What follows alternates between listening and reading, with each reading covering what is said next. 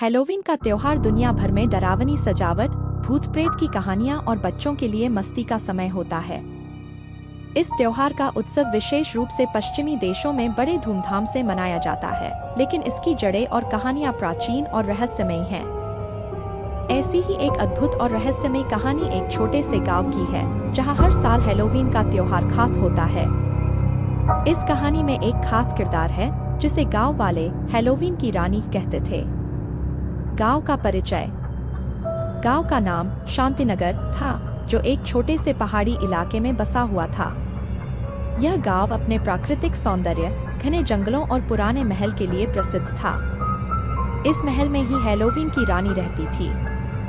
गांव के लोग बड़े ही सीधे सादे और दिल के साफ थे। वे अपनी परंपराओं और त्योहारों को बड़े उत्साह के साथ मनाते थे। लेकिन हैलोवीन का त्योहार उनके लिए सबसे खास था, क्योंकि इस रात को हैलोवीन की रानी का आगमन होता था। हैलोवीन की रानी का परिचय। हैलोवीन की रानी का असली नाम क्या था, यह कोई नहीं जानता था।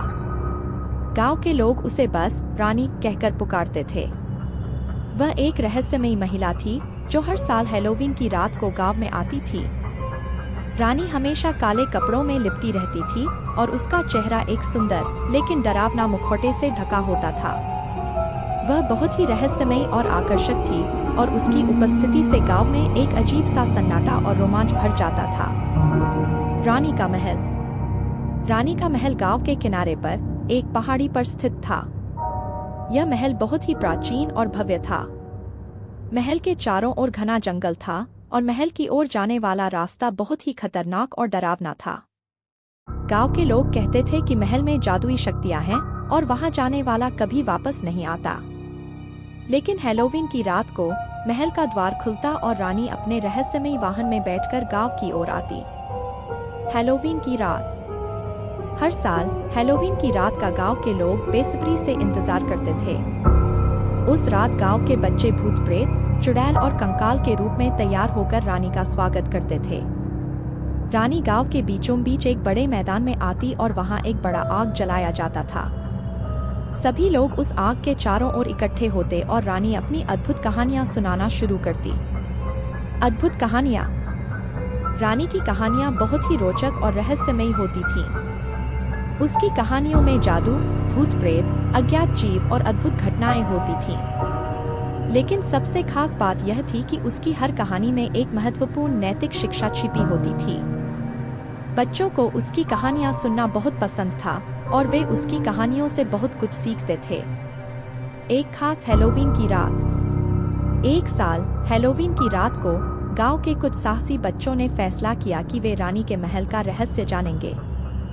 उन बच्चों में सोहन, मीरा, राहुल और अंजलि शामिल थे।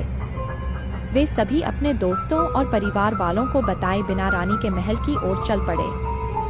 जैसे ही वे महल के पास पहुंचे, महल का विशाल दरवाजा अपने आप खुल गया।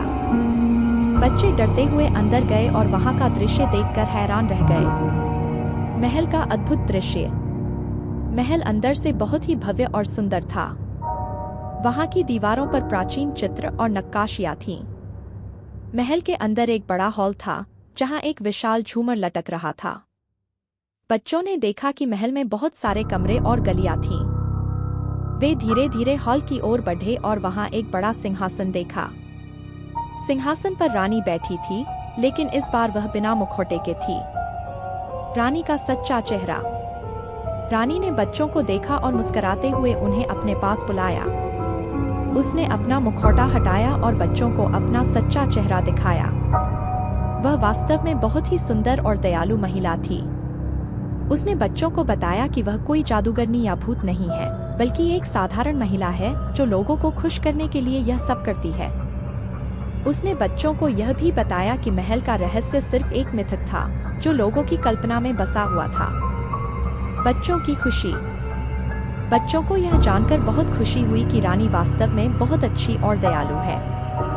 उन्होंने रानी से वादा किया कि वे इस रहस्य को किसी से नहीं बताएंगे और हर साल हैलोवीन की रात को रानी के साथ मिलकर त्योहार मनाएंगे।